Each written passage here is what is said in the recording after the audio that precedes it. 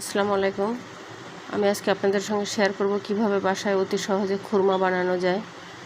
অত্যন্ত সহজ একটি রেসিপি। আমি একটি বাটি নিয়েছি, বাটিতে পরিমাণ মতো আটা বা ময়দা যে যেটা পারেন সেটা দিয়ে বানানো যাবে। আমি এরপর লবণ দিচ্ছি আমি এখানে। এরপরে পরিমাণ মতো তেল, এখানে আমি হাতে তেল নিয়েছি, 2 টেবিল চামচ তেল হবে। এটা ভালো করে মেখে নিতে হবে। আমি এটা ভালো করে মেখে নিচ্ছি।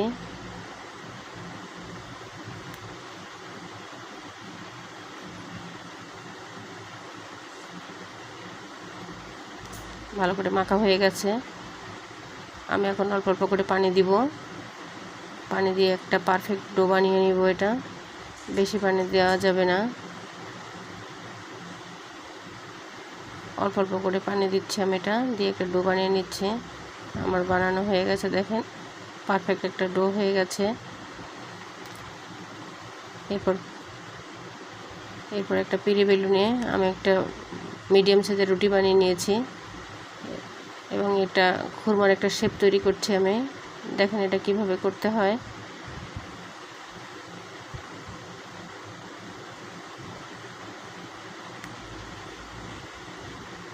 একটু মিডিয়াম আকারে কাটতে হবে, বেশি মোটা হবে না, চিকনও হবে না।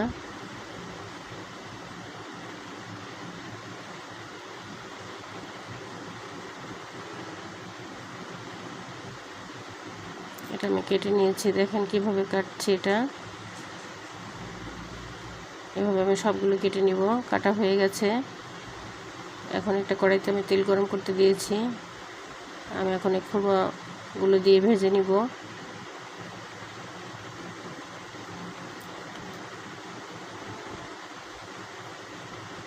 আমি ভেজে নিচ্ছি। এটা আপনার মিডিয়াম জালে আপনার ভাজতে হবে।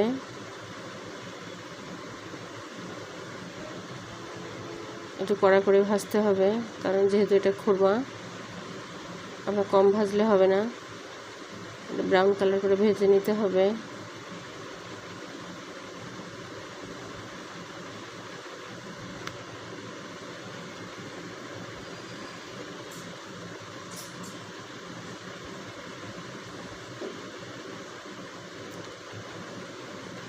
ব্রাউন কালার করে ভেজে নিয়েছি।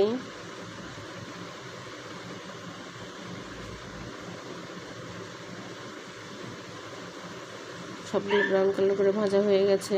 আমি এটা লো হিটে ভেজেছি।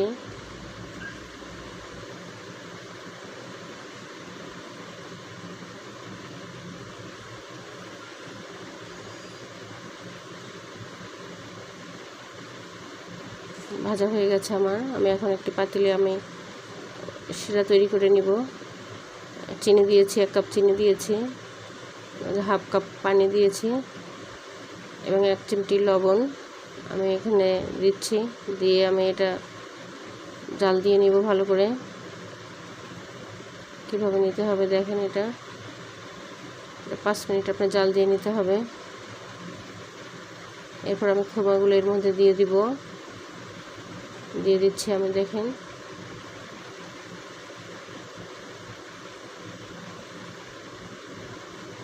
সবগুলো মিক্সড করতে হবে এবং ভালো করে জাল দিয়ে নিতে হবে। এটা